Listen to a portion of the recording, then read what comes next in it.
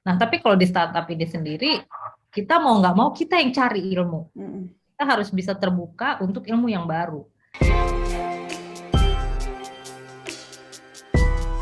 Halo teman-teman semua, welcome to the third episode of Bisa Bisa Podcast. I'm Elga Teresia and I'll be your host for today. Nah, senang banget nih bisa ketemu teman-teman lagi di episode ketiga. Nggak kerasa ya, setelah di episode 1 kita membahas bagaimana cara mengurangi resiko kegagalan startup, lalu di episode kedua kita bahas bagaimana cara membangun startup ketika kita masih menjadi mahasiswa gitu ya. Nah, di episode kali ini kita akan membahas bagaimana shifting career dari korporat atau perusahaan yang sudah settle ke dunia startup. Mungkin ada nih teman-teman yang sebenarnya sudah bekerja, tapi juga sambil membangun startup atau akan membangun startup. Nah, pasti itu kan punya challenge-nya tersendiri. Nah, kita sudah kedatangan Kak Marilyn Parkusip. Beliau adalah CEO dan co-founder of Listrik. Listrik ini adalah startup di bidang IoT yang berguna untuk memonitor pemakaian listrik, misalnya untuk building management atau rumah-rumah, sehingga mereka nantinya bisa berhemat.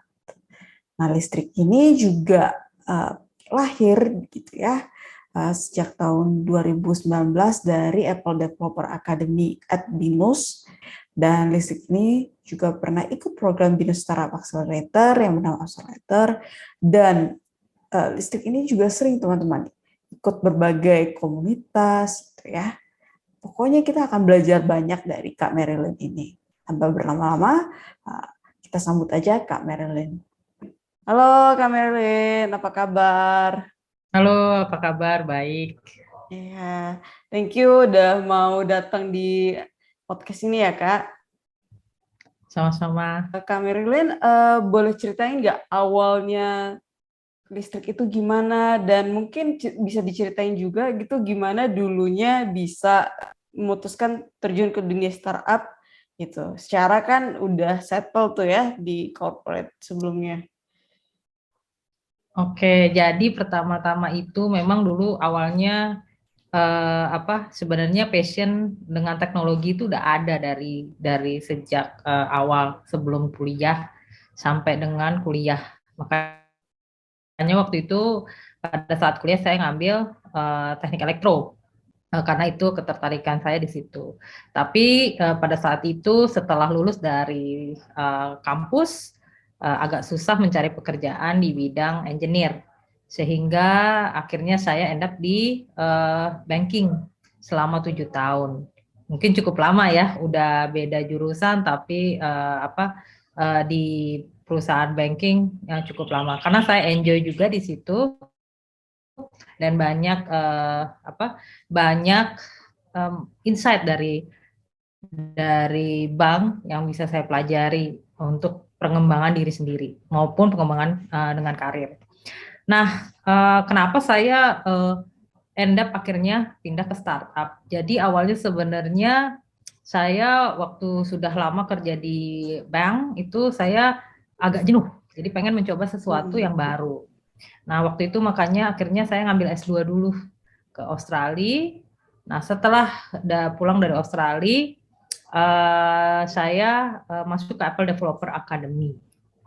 Nah, di Apple Developer Academy saya belajar macam-macam, nggak cuma teknologi, tapi juga desain sama bisnis.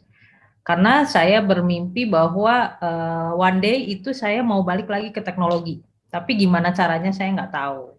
Akhirnya saya end up diterima di Apple Developer Academy. Jadi saya jalanin aja.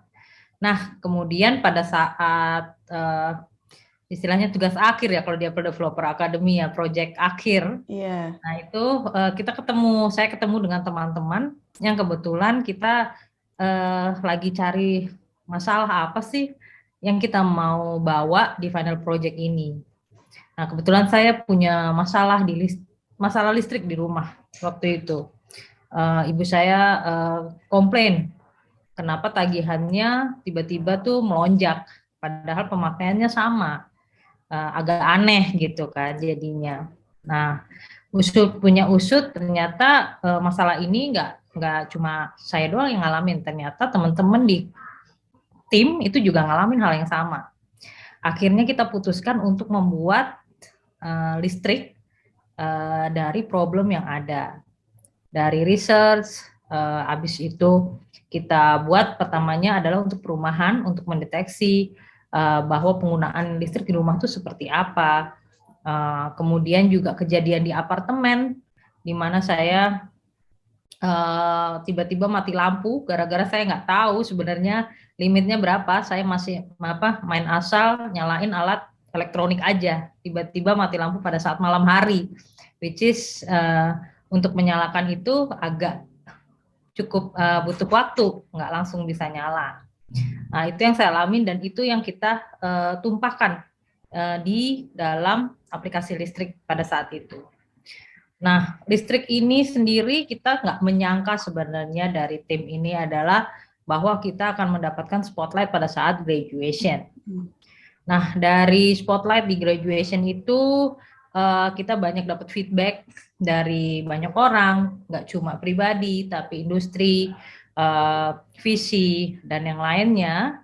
Dan feedbacknya cukup baik. Akhirnya setelah graduation, kita adain kumpul sendiri, mau dibawa kemana nih listrik? Apakah kita lanjutkan untuk menjadikan startup, atau apakah kita stop di sini?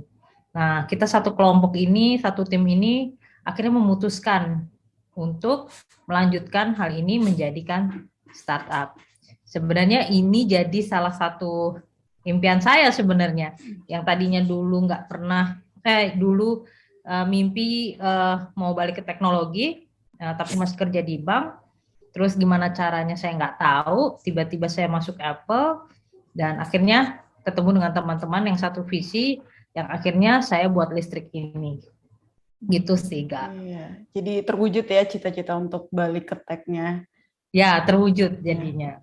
Tapi ada yang menarik sih tadi dari ceritanya Kak Marilyn, kan tadi merasa bosan di bank, terus jadi kepengen untuk pindah ke tech lagi. Nah, tapi kan nggak semua orang berani ya untuk ngambil langkah itu, apalagi ya udah pengalamannya udah banyak di perusahaan itu gitu kan, udah lama. Nah, waktu itu apa sih yang buat Kak Marilyn berani?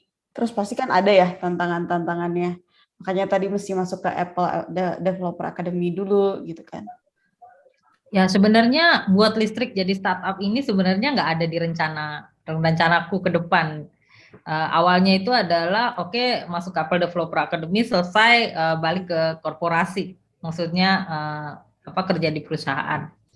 Tapi waktu itu kenapa saya mengambil langkah akhirnya loncat ke startup itu adalah karena saya nemuin satu tim yang yang sama-sama visi, dan mereka juga punya komitmen. Nah, saya waktu itu berpikir gimana ya, ini memang hal yang baru. Kalau memang saya masuk corporate ya pasti stabil, penghasilan juga stabil. Iya.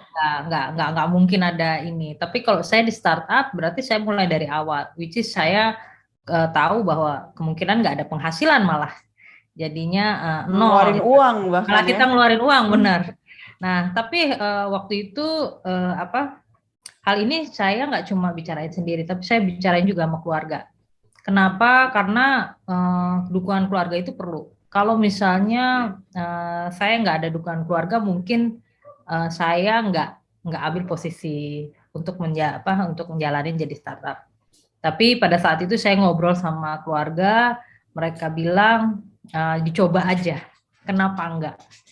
Nah, pada saat mereka bilang oke, saya bisa coba, oke, saya coba. Makanya waktu itu kita satu tim itu adalah oke, kita coba nih dalam 1 tahun listrik gimana nih, berhasil atau enggak? Apakah kita bisa dapat dana atau enggak? Apakah kita bisa mewujudkan enggak apa yang kita mau dan komitmen?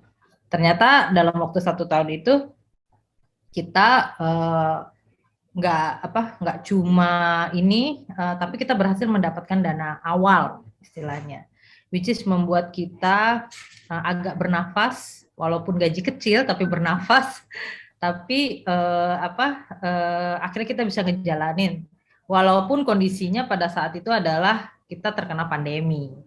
Iya. Iya, iya. Nah, Waktu itu Listrik juga ikut 2 program inkubator sekaligus ya setelah dari program Apple Developer Academy. Ya, Iya, benar. boleh ceritain sedikit nggak, Kak? Ya, jadi sebenarnya waktu itu kita agak bingung sebenarnya mau ikut inkubator apa. Akhirnya kita ternyata diterima 2 inkubator, satu Telkom Indigo, satu Binus Accelerator. Jadi akhirnya kita pertimbangkan apakah mampu nggak sih kita ikut 2 inkubator. Kalau misalnya nggak mampu ya kita harus pilih salah satu. Ternyata dari tim bilang kita coba dua-duanya aja. Kayaknya kita mampu. Toh karena kenapa kita bilang begitu? Karena waktu itu pada saat itu pandemi ya. Iya. Jadi kita berpikir bahwa itu semua online. Jadi karena itu semua online, jadi lebih gampang diatur dibandingkan kalau pada saat itu bukan pandemi. Which is pasti kita akan pilih salah satu itu. Jadi dari apa makanya kita akhirnya memutuskan ikut 2 inkubator tersebut untuk melihat gimana sih sebenarnya apa listrik ini secara karena kita tahu waktu kita buat listrik ini kita nggak, maksudnya kita memang karena project kan, tapi kita jadi pengen tahu dari awalnya apa yang harus kita lakukan uh, untuk menjadikan listrik itu lebih. Nah itu kita harus minta bantuan dari inkubator. Iya. Nah, terus selama proses awal-awal transformasi tadi Listrik yang project kan, terus jadi emang real bisnis, itu ada hal-hal unexpected apa nggak yang kejadian, Kak? Banyak sih sebenarnya, unexpected-nya itu adalah satu pada saat kita di hit pandemi, karena pada saat sebenarnya pas kita lulus, pas itu kita udah dapat klien, ada klien kita udah meeting klien dan mereka bilang oke, kita akan pasang. Jadi kita udah kita udah dapat apa, udah dapat satu klien perusahaan pula, which is dipasangnya nggak cuma 1 2 tapi bisa banyak. Tapi ternyata pas pada saat di hit pandemi perusahaannya itu juga mundur karena keuangannya mereka juga nggak mumpuni karena mereka harus bertahan di pandemi, which is kita nggak tahu pandemi itu sampai kapan. Itu satu tantangan yang kita hadapin kemarin itu adalah pada saat pandemi kita harus ke klien tapi kita nggak bisa ke klien. Nah, jadi dan pada saat kita mau instalasi kita nggak bisa juga karena ya banyak ini ya, banyak larangan ya, nggak boleh keluar, nggak boleh ini. Jadi itu yang terjadi. Nah, kemudian ditambah lagi kita harus dana kita juga kan nggak banyak, maksudnya dana kita juga terbatas. Jadi kita mencoba untuk memaksimas dana yang kita pakai itu kita maksimalkan bagaimana kita untuk menggali listrik ini mau diarahkan kemana. Makanya awalnya kita ke residensial. Nah, pada saat kita ke residensial, kita akhirnya kita tes pakai sosial media, berapa download aplikasi. Banyak yang download dalam waktu kurang dari sebulan, tapi ternyata pas kita telusuri lebih jauh untuk residensial ini mereka belum mau bayar. Jadi willingness to pay-nya belum ada. Kalau willingness to pay-nya belum ada, berarti kan kita harus kerjasama dengan pihak ketiga yang membuat bagaimana ini bisa jalan di residensial. Akhirnya kita incer lagi target market, kita rubah target marketnya kita lihat ke yang bisnis, yang komersial building. Nah, di situ kita riset, ternyata mereka punya masalah yang sama, agak berbeda tapi sama, dan mereka willing to pay untuk hal ini. Dari situ kita akhirnya kita switch ke target market yang ini dulu sebelum kita melayani market yang satu lagi di mana memang market itu potensial tapi belum waktunya lah, istilahnya begitu. Iya. Iya. Jadi sempat ada pivot kemarin ya, perubahan model bisnis dari yang langsung ke konsumen ke B2B jadinya. Karena emang mau nggak mau kita harus realistis ya, cari yang bisa bayar produknya gitu kan. Nggak cuma yang, oh ya saya mau pakai produknya bagus, keren. Nah, ada lagi nggak Kak hal yang yang dipelajari atau bahkan yang harus diubah mindsetnya itu ketika merubah listrik yang tadinya sebuah proyek terus jadi running startup atau yang dari apa namanya Kak Marilyn kan dari dulunya kerja kantoran terus jadi startup, ada nggak hal baru yang dipelajari ataupun yang harus diubah gitu? Secara mindset memang harus dirubah karena kalau di corporate kan kita terbiasa, oh kita ada training ini, ada ini yang harus kita ikutin untuk misalnya dapat bonus atau enggak misalnya untuk bisa naik ke posisi yang lebih tinggi. Nah, tapi kalau di startup ini sendiri, kita mau nggak mau kita yang cari ilmu. Kita harus bisa terbuka untuk ilmu yang baru. Gimana caranya? Oh iya, kita kurang nih, misalnya kita kurang di marketing. Oh, kita cari tahu marketing itu seperti apa. Dan kita mau nggak mau harus open minded. Dan satu lagi, kita harus jadi pendengar yang baik. Kenapa mendengar yang baik? Karena customer, kita harus dengerin apa kata customer. Customer itu butuhnya apa. Terus apakah solusi kita ini cocok untuk customer kita atau enggak gitu. Atau dari pembicaraan dengan pihak customer dan yang lainnya itu kita menemukan hal yang baru yang bisa kita terapin di listrik. Karena itu yang terjadi pada saat kita pivot sebenarnya. Karena pada saat kita berbicara dengan customer, kita akhirnya mengetahui, oh saya butuh ini, feature ini. Oh saya butuh feature ini. Oh berarti feature dasar yang ini, yang berapa ini, bisa kita masukkan dulu, nanti progresnya yang lain itu mereka mau, tapi belum esensial gitu. Jadi dari situ kita banyak dapat input. Yang pasti jadi open minded. Yang satu lagi adalah teamwork. Nah, ini yang paling agak susah. Kalau di corporate, di korporasi, kita punya tim, ya kalau misalnya dia salah-salah dikit, dia bisa pindah tim yang lain. Atau misalnya kalau enggak, dia pindah kerjaan lain. Tapi kalau di startup, karena kita timnya kecil, mau nggak mau kita harus kerjasama. Walaupun pribadi masing-masing berbeda-beda ya. Dan di tim listrik sendiri, gap umur juga agak berbeda gitu. Jadi otomatis mau nggak mau harus bisa saling mengisi dan saling belajar. Bapak yang lebih tua mendengarkan yang lebih muda, yang lebih muda juga mendengarkan yang lebih tua. Jadi sama-sama untuk maju dan kita yang pasti sih yang saya paling penting adalah dari tim itu adalah komitmen. Komitmennya mau seperti apa. Kalau komitmennya ini mau diteruskan ya kita teruskan tapi kita sama-sama. Sama-sama capek, sama-sama berusaha gitu. Iya. Memang kalau di startup itu kan katanya, apalagi startup yang awal ya, CEO itu kan Chief Everything Officer gitu ya. Benar. Iya, karena kan dia harus ya mantau semuanya, bantu-bantu temannya juga, mau nggak mau kan.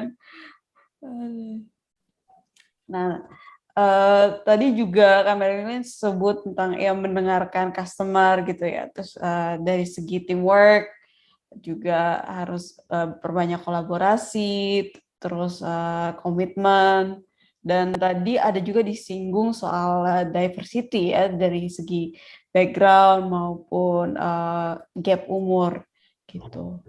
Nah, boleh diceritain nggak tentang co-founder atau tim Kak Marilyn gitu? Gimana dinamikanya? Karena itu kan banyak penyebab startup yang gagal atau bubar duluan sebelum mereka bahkan untung gitu. Ya, memang yang pasti waktu kita pertama kali bentuk tim itu yang saya lihat itu adalah satu pribadinya, nggak cuma pribadi tapi komitmen untuk ngejalanin. Karena komitmen, kalau nggak ada komitmen itu susah.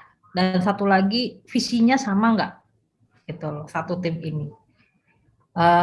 Visi yang sama itu bisa bikin jalan juga. Nah, di tim listrik kita beda umur, ada yang lebih tua, which is saya, terus ada yang umur 30-an, 30 20-an itu beberapa co-founder saya, dan ada yang lebih muda malah. Kurang 20-an, 20 21 tahun, which is itu lebih muda.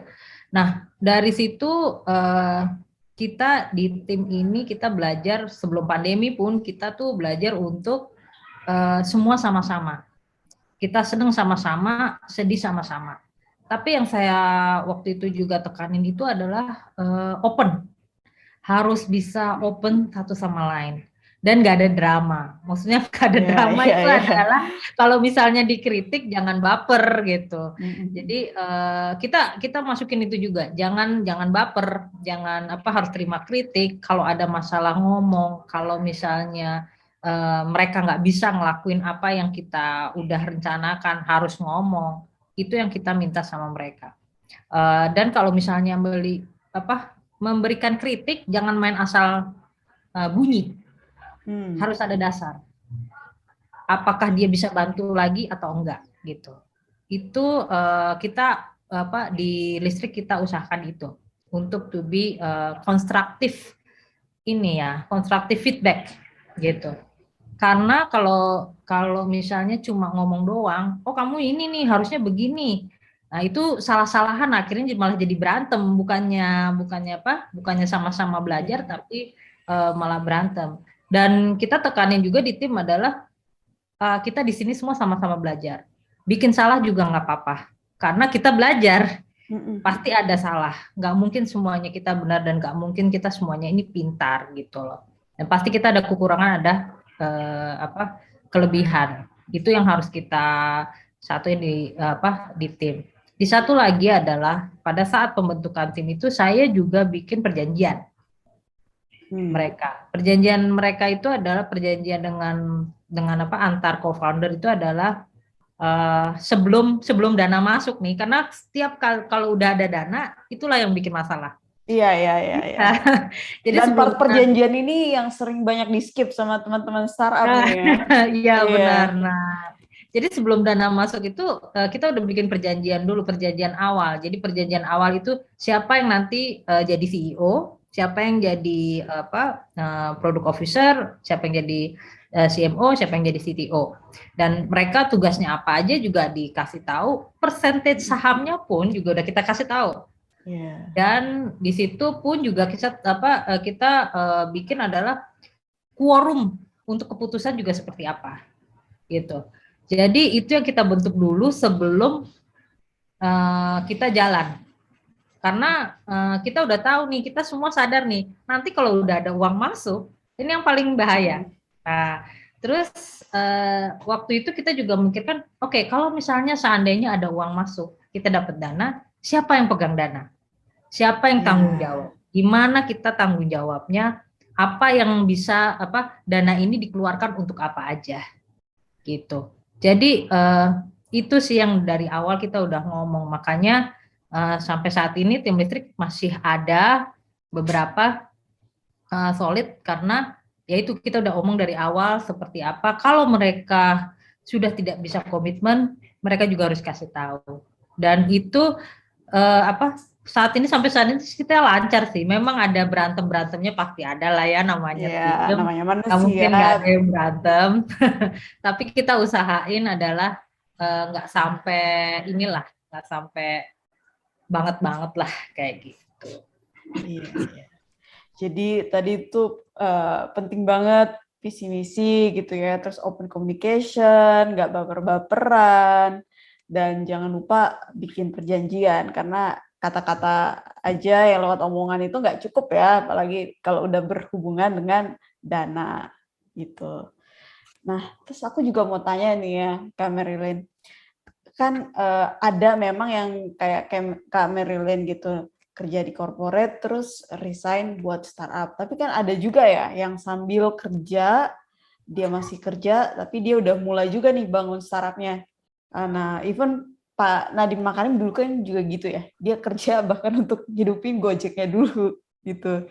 Nah, pernah ngalamin gitu nggak? Atau tim member Kakak ada yang kayak gitu, dan gimana tuh cara manage-nya? Nah, jadi pada saat pandemi banyak kejadian sebenarnya di tim. Jadi ada beberapa dari tim itu adalah akhirnya memutuskan harus kerja karena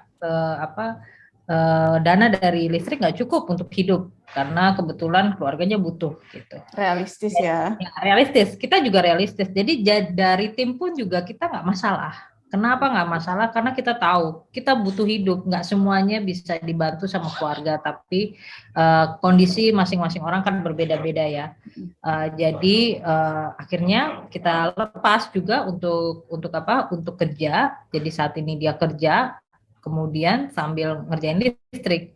Tapi yang kita tekan itu adalah pada saat walaupun mereka kerja pun komitmen. Balik lagi komitmen. Komitmennya bagaimana? Waktunya mereka harus bisa mengatur waktu sendiri. Manajemen waktu harus bisa. Karena ya pasti kerja dari jam 9 sampai jam 4 ya. Tapi pasti ada kerjaan listrik dan mereka kerjanya ya setelah jam kerja gitu. Ataupun di hari Sabtu Minggu. Which is prosesnya kita jadi lebih lambat dibandingkan sebelumnya, ya memang. Tapi mau nggak mau kita realistis. Kayak saat ini nih listrik juga memang dananya lagi kecil gitu ya. Jadi dari kita semua balik kembali ke kerja, termasuk saya sebenarnya. Tapi untuk saat ini saya masih fokus di listrik. Jadi kita atur waktu adalah oke, seminggu 2 kali kita tetap ketemu, meeting, progresnya sampai mana, adakah yang diperlukan, tapi itu tetap jalan karena kita masing-masing masih berkomitmen, walaupun kita kerja, kita masih mau ngejalanin listrik ini. Karena kita melihat listrik potensial ke depannya itu masih ada dan besar. Hanya memang kondisi kita saat ini tidak memungkinkan kita untuk menjalankan full time. Mau nggak mau harus kita jalankan sambil kerja. Dan karena dana kita juga sedikit, otomatis kita butuh dana dari kita sendiri lagi untuk ngejalanin listrik kayak gitu. Ya, jadi memang komitmen itu penting ya dan disiplin dari diri sendiri. Dan tadi aku dengar juga set ekspektasinya juga mesti realistis ya dan jujur-jujuran gitu. Iya progresnya bakal lambat gitu, tapi ya masih percaya ini punya potensi. Terus kita juga ketemu berapa kali dalam seminggu gitu ya Kak. Ya. Nah, untuk kedepannya bisa ada yang di-share nggak nih Kak? Listrik kira-kira mau dibawa kemana? Atau akan ada apa lagi dari listrik? Saat ini kita memang listrik kita lagi fokus untuk solusinya ini dipakai ya, terutama di commercial building, dan itu kita lagi on progress. Ada beberapa yang memang project yang ada di depan mata, tapi itu kita lagi on progress. Beberapa juga lagi testing. Tapi kedepannya itu kita melihat bahwa listrik kita pengen dipakai di semua gedung di Indonesia. Walaupun kita fokusnya saat ini Jabodetabek dulu. Nah, nanti kedepannya itu nggak cuma building atau gedung yang pasang, tapi juga residensial. Itu yang kita inginkan. Jadi yang visinya kita itu adalah seluruh masyarakat Indonesia itu akhirnya bisa mempunyai kebiasaan untuk menghemat atau menghemat listrik sendiri dengan merubah kebiasaan. Karena mau source-nya sumber listrik itu dari mana saja, kalau kita nggak membiasakan diri untuk seefisien menggunakan listrik kita, itu nanti juga dampaknya akan sama aja gitu. Itu sih. Iya. Oke. Mungkin pertanyaan terakhir nih Kak.